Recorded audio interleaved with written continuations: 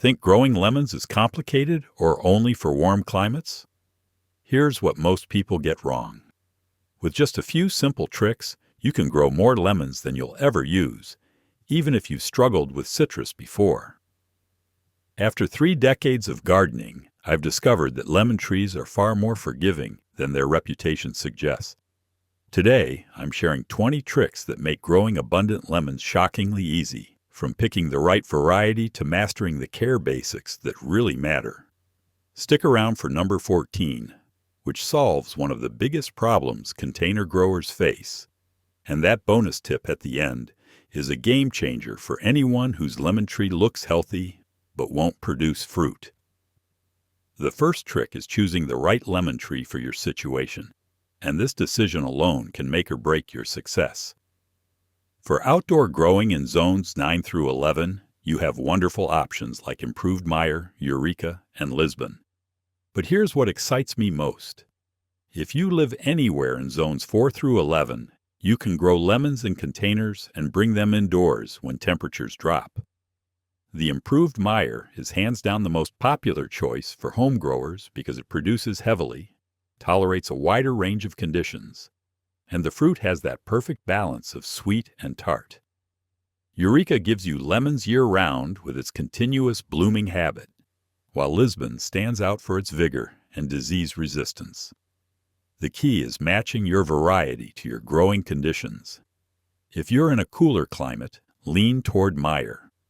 If you have the outdoor warmth, Eureka and Lisbon will reward you with impressive harvests. Start with a healthy tree from a reputable nursery, ideally one that's at least 2 to 3 years old, and you'll be picking lemons far sooner than starting from scratch. The second trick is going with a dwarf lemon tree if space is limited, and honestly, this is the route I recommend for most home gardeners. Dwarf Meyer and Dwarf Eureka varieties stay compact, usually reaching just 6 to 10 feet tall, which makes harvesting a breeze and keeps the tree manageable. They're perfect for patios, balconies, and indoor growing. Now here's what many people don't realize. Dwarf trees produce full-size fruit. You're not sacrificing lemon quality or quantity, you're just working with a smaller tree. For anyone gardening in zones 4 through 8, dwarf varieties grown in containers are your ticket to homegrown lemons. You simply move them outdoors during warm months and bring them inside before frost threatens.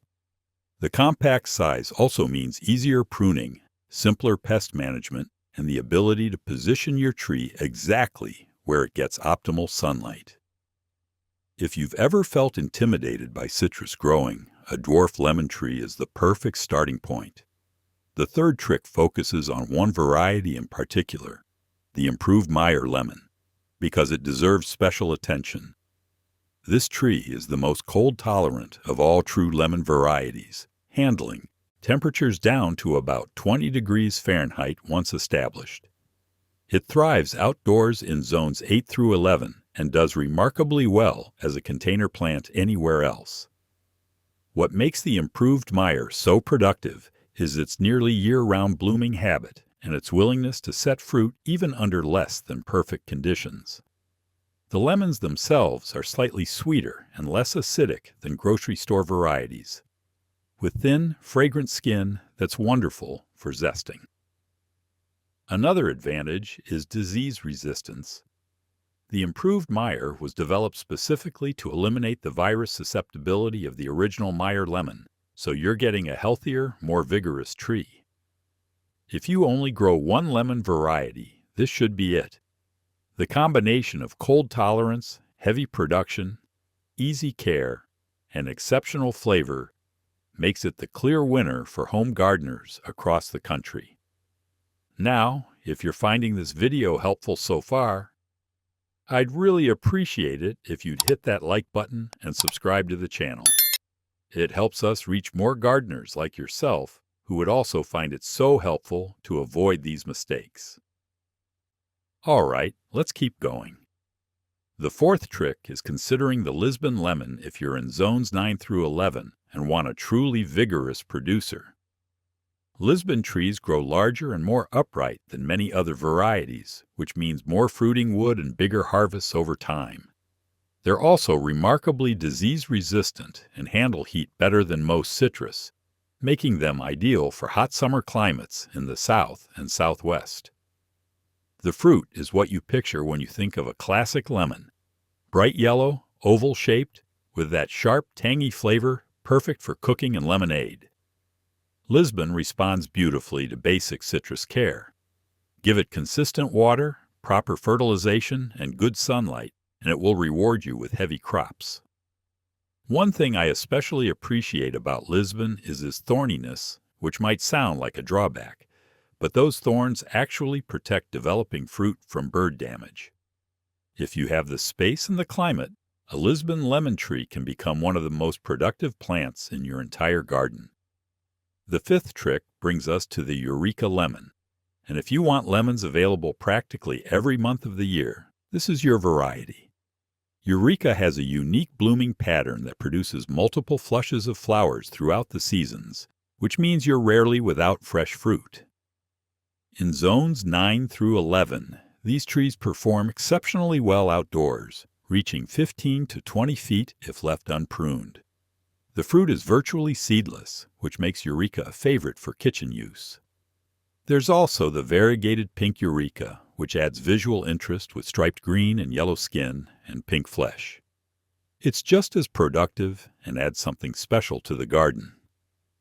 Eureka trees do require consistent care to keep up with their heavy production, but the care itself is straightforward. Regular watering, proper feeding, and annual pruning keep these trees in top shape. For gardeners who love having lemons on hand year-round without relying on grocery stores, Eureka delivers like few other varieties can.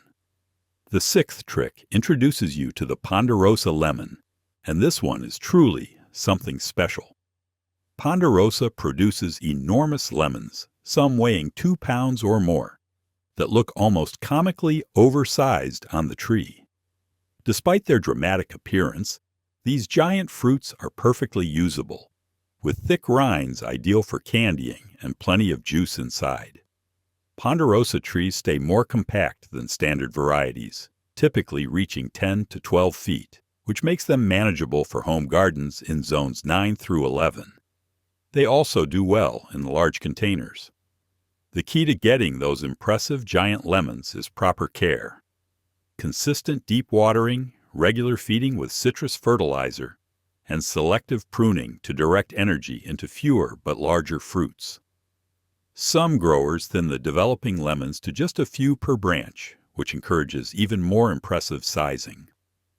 If you want a conversation piece that also happens to be productive, the Ponderosa lemon never disappoints. The seventh trick is the bear's lemon, sometimes called the bear's seedless, and it's a heavy producer that deserves more attention than it gets. Widely grown commercially in warm climates, Bear's is prized for its vigorous growth and abundant harvests. The fruit is juicy and highly acidic, perfect for anyone who wants that classic sharp lemon flavor. Trees perform best in zones 9 through 11 and respond quickly to good citrus care practices. What I find remarkable about Bear's is how forgiving it is. Even gardeners who are new to citrus tend to get good results because the tree tolerates minor inconsistencies in watering and feeding better than some fussier varieties. Give it full sun, decent drainage, and regular attention, and Bear's will produce more lemons than most families can use. It's an excellent choice if you plan to share your harvest or preserve lemons for year-round use. The eighth trick moves beyond varieties to something that dramatically impacts every lemon tree you grow: rootstock selection. When you buy a grafted lemon tree, the top portion is your chosen variety, but the roots come from a different plant entirely. Common rootstocks include flying dragon, chorizo, and trifoliate orange, and each offers distinct advantages. Flying dragon is a dwarfing rootstock that keeps trees compact and increases cold tolerance, perfect for container growing. Chorizo produces vigorous, full-size trees with excellent disease resistance, ideal for in-ground planting in warm zones. Trifoliate orange rootstock provides outstanding cold hardiness, sometimes allowing outdoor lemon growing in Zone 8. When purchasing a lemon tree, ask the nursery about the rootstock. This hidden half of your tree affects size, hardiness, disease resistance, and overall productivity more than most gardeners realize. Matching the right rootstock to your climate and growing situation is one of the smartest moves you can make. The 9th trick is mastering citrus fertilization, and getting this right dramatically increases your lemon harvest. Citrus trees are heavy feeders that require consistent nutrition throughout the growing season. Look for fertilizers formulated specifically for citrus, with an NPK ratio that emphasizes nitrogen and includes essential micronutrients like iron, magnesium, and zinc. These micronutrients prevent common deficiency problems that lead to yellow leaves and poor fruit set. Apply fertilizer 3 to 4 times per year, in early spring as growth resumes, late spring, midsummer, and early fall. Avoid fertilizing in late fall or winter when trees are dormant, as this encourages tender new growth vulnerable to cold damage. For container lemons, use slightly less fertilizer than the package suggests, since nutrients concentrate more quickly in pots. Slow-release granular formulas work wonderfully for busy gardeners, steadily feeding the tree over several months. The difference between an unfertilized lemon tree and a properly fed one is night and day. You'll see darker green foliage, more blossoms, and significantly heavier fruit set once you get the nutrition dialed in. The 10th trick is mulching your citrus trees, and this simple practice delivers remarkable benefits for very little effort. A 3 to 4 inch layer of organic mulch like wood chips, compost, or shredded leaves spread around the base of your lemon tree conserves soil moisture, moderates root temperature, and gradually adds nutrients as it breaks down. Keep the mulch pulled back a few inches from the trunk itself to prevent moisture buildup against the bark, which can invite disease. In hot climates, mulch keeps roots cooler during scorching summers, reducing stress that leads to fruit drop. In cooler areas, mulch provides insulation that protects roots during cold snaps. Over time, as earthworms and soil organisms break down the organic material, your soil structure improves and beneficial microbial activity increases. Mulching also suppresses weeds that compete with your lemon tree for water and nutrients. For container trees, a lighter layer of mulch on top of the potting mix provides similar moisture retention benefits. This is one of those gardening basics that pays dividends year after year with almost no ongoing cost or effort. The 11th trick is perfecting your watering technique, because how you water matters just as much as how often. Lemon trees prefer deep, infrequent soaking rather than frequent shallow watering. This encourages roots to grow downward in search of moisture, creating a stronger, more drought-tolerant tree. For in-ground trees, water slowly and deeply every week or two during the growing season, adjusting based on rainfall and temperature. The goal is to moisten the soil to a depth of at least 12 inches. Between waterings, allow the top few inches of soil to dry out. Constantly wet soil leads to root rot, one of the most common killers of lemon trees. Container trees dry out faster and typically need watering every few days during hot weather. Stick your finger 2 inches into the potting mix. If it feels dry at that depth, it's time to water. When you do water containers, soak thoroughly until water runs freely from the drainage holes. This deep soaking flushes out accumulated salts from fertilizer and ensures the entire root ball receives moisture. Mastering this simple rhythm of deep watering, followed by partial drying, transforms struggling lemon trees into productive ones. The 12th trick is pruning for airflow, and this often overlooked practice prevents disease while encouraging stronger fruit production. Dense, crowded branches create a humid microclimate inside the canopy where fungal diseases thrive. Opening up the center of your lemon tree allows sunlight and air to reach interior branches, keeping foliage dry and healthy. Prune out any dead, damaged, or crossing branches first. Then selectively remove inward growing shoots that crowd the center. The ideal shape has an open vase structure with major branches angling outward and upward. Prune in late winter or early spring before the main growth flush begins. Avoid heavy pruning in fall, which stimulates tender new growth vulnerable to cold damage. For mature trees, limit yourself to removing about 20% of the canopy in any single year. This gradual approach prevents shocking the tree while steadily improving structure. Regular light pruning is far better than occasional drastic cuts. A well-pruned lemon tree not only resists disease better, but also directs more energy into fruit production rather than maintaining excess foliage. The 13th trick is hand pollination for indoor lemon trees. And this technique can be the difference between a beautiful houseplant and an actual fruit producer. Outdoors, bees and other insects transfer pollen between flowers as they forage. Indoors, that natural pollination is missing, and many indoor lemon trees bloom prolifically, but set little or no fruit as a result. The solution is simple. When flowers open, take a small soft paintbrush or cotton swab and gently dab it into the center of each blossom, collecting the yellow pollen. Then transfer that pollen to other open flowers by dabbing their centers as well. Work your way around the tree, visiting every open bloom. Repeat this every few days while flowers are present, since not all blossoms open simultaneously. Morning is the best time for hand pollination when pollen is most viable. This takes just a few minutes but dramatically increases fruit set. Indoor gardeners who adopt this habit often see their lemon trees suddenly loaded with developing fruit after years of disappointing results. It feels almost magical the first time it works. The 14th trick solves one of the biggest frustrations container lemon growers face: choosing the right pot. Too small and roots become cramped, stunting the tree and limiting fruit production. Too large and excess soil stays wet, inviting root rot. The sweet spot for most dwarf lemon trees is a container between 15 and 20 gallons, roughly 18 to 22 inches in diameter. Drainage holes are absolutely essential. Without them, water accumulates at the bottom and roots suffocate. If your decorative pot lacks drainage, use it as a cache pot and keep the tree in a plastic nursery container inside. Material matters too. Terracotta breathes and dries quickly, helpful in humid climates but requiring more frequent watering.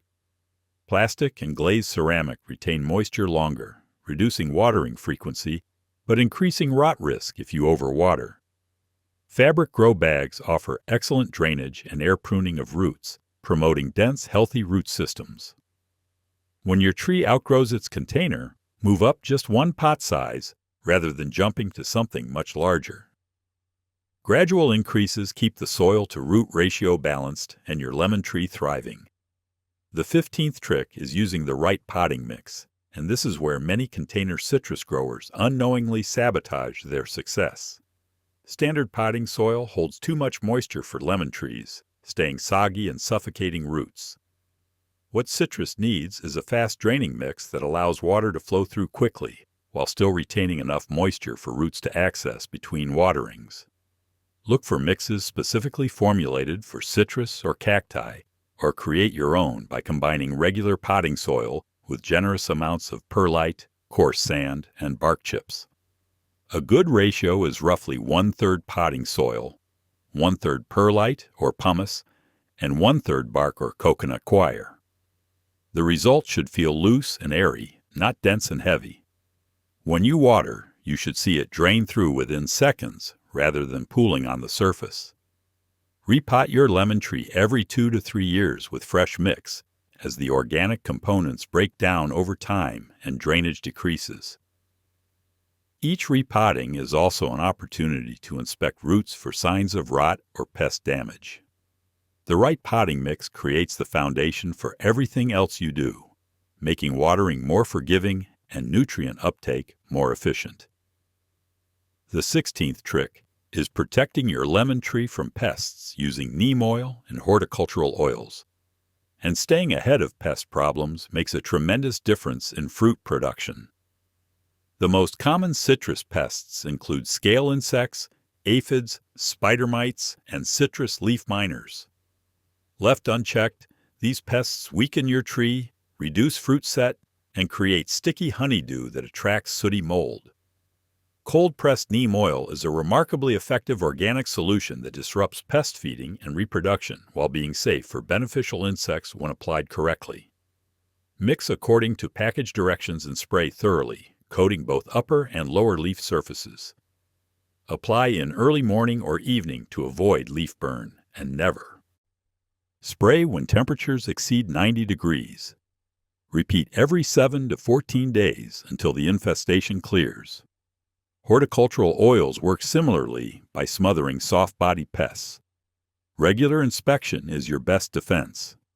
Check new growth and leaf undersides weekly, catching problems early before they escalate.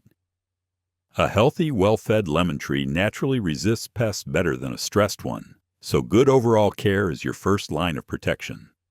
The 17th trick is frost protection, and for gardeners in zones 6 through 9, this knowledge can mean the difference between losing your tree and enjoying it for years. Lemon trees suffer damage when temperatures drop below 28 degrees, with blossoms and young fruit particularly vulnerable. Container trees have the advantage of mobility. Simply move them indoors or into a garage when freezing temperatures threaten. For in-ground trees or large containers that can't be moved, frost blankets provide effective protection. Drape them over the entire canopy before nightfall and secure the edges to trap ground warmth. Remove blankets once temperatures rise above freezing to prevent overheating. Strings of old-fashioned C9. Christmas lights, the larger incandescent bulbs, can be wrapped through the branches beneath frost blankets to add gentle warmth on especially cold nights. LED lights won't work for this purpose since they produce no heat. Watering the ground thoroughly before freeze also helps, as moist soil releases heat slowly through the night. With proper frost protection, many gardeners successfully grow lemons far outside the traditional citrus belt. The 18th trick addresses a common problem that puzzles many lemon growers: yellow leaves with green veins, a classic sign of iron deficiency called chlorosis. This occurs when soil pH is too high, locking iron in forms the tree cannot absorb, or when iron is simply lacking in the soil. Chlorosis weakens your tree, reduces photosynthesis, and limits fruit production. The solution is chelated iron, a form of iron that remains available to plants across a wider pH range. Apply chelated iron as a soil drench according to package directions, typically every 4 to 6 weeks during the growing season until foliage returns to healthy dark green. Foliar sprays of iron can provide faster visual improvement, but don't address the underlying soil issue. For long-term correction, work sulfur into the soil to gradually lower pH if alkalinity is the root cause. Container growers can largely avoid this problem by using acidifying fertilizers formulated for citrus and maintaining appropriate potting mix. When you see those telltale yellow leaves with green veins, don't ignore them. Correcting iron deficiency restores vigor and gets your lemon tree back on track for heavy production. The 19th trick is optimizing sunlight, and this single factor influences lemon production more than almost anything else. Lemon trees need 6 to 8 hours of direct sunlight daily to flower and fruit abundantly. Less sun means fewer blossoms, poor fruit set, and leggy weak growth as the tree stretches toward available light. For outdoor trees, choose the sunniest spot in your yard, ideally with southern exposure. Avoid locations shaded by buildings or larger trees, especially during morning hours when photosynthesis is most active. For container trees, position them where they'll receive maximum sun throughout the day. If you're growing indoors near a window, even a bright south-facing window may not provide sufficient light during winter months. Supplemental grow lights make a significant difference, providing the intensity and duration lemon trees need when natural light falls short. Full-spectrum LED grow lights positioned 12 to 18 inches above the canopy for 10 to 12 hours daily can transform an underperforming indoor lemon tree into a productive one. Track your tree's response and adjust positioning throughout the year as sun angles change with the seasons. The 20th trick is managing humidity for indoor lemon trees. And this final piece of the puzzle helps your citrus thrive in environments that aren't naturally suited for it. Lemon trees evolved in humid subtropical climates and struggle in the dry air common to heated and air-conditioned homes. Low humidity causes leaf edges to brown and curl, blossom drop, and overall stress that reduces fruit production. The ideal humidity range for indoor citrus is 50 to 60%, significantly higher than the 30 to 40% typical in most homes during winter. Pebble trays offer a simple solution. Fill a shallow tray with pebbles or decorative stones. Add water until it just reaches the top of the pebbles, and set your potted lemon tree on top. As the water evaporates, it raises humidity around the foliage. Refill the tray as needed. Small room humidifiers work even better, especially during heating season when indoor air becomes particularly dry. Grouping several houseplants together also creates a microclimate with elevated humidity as each plant transpires moisture into the surrounding air. Misting leaves directly provides temporary relief, but isn't a substitute for consistent ambient humidity. Addressing this often overlooked factor helps indoor lemon trees maintain lush foliage and set fruit reliably. And now for the bonus tip that can transform a stubborn lemon tree into a prolific producer. If your tree looks perfectly healthy but refuses to flower or set fruit, the problem may be too much nitrogen. Nitrogen promotes lush green vegetative growth at the expense of blooms and fruit. Many gardeners instinctively reach for more fertilizer when trees underperform, but this often makes the problem worse. The solution is to shift your fertilizer ratio to emphasize phosphorus and potassium while reducing nitrogen. Look for bloom-boosting formulas or switch to a citrus fertilizer with a lower first number in the NPK ratio. You can also encourage flowering by slightly stressing the tree in late winter through reduced watering, letting the soil dry out more than usual for a few weeks. This mild drought stress signals the tree to shift from vegetative growth into reproductive mode, triggering a flush of blossoms. The combination of adjusted nutrition and light water stress has turned countless non-fruiting lemon trees into heavy producers seemingly overnight. It sounds almost too simple, but this trick has worked in my garden and countless others for decades. Thanks for sticking with me through the entire video. If you found this helpful, give it a like, subscribe for more gardening tips, and check out our other videos on growing a better garden.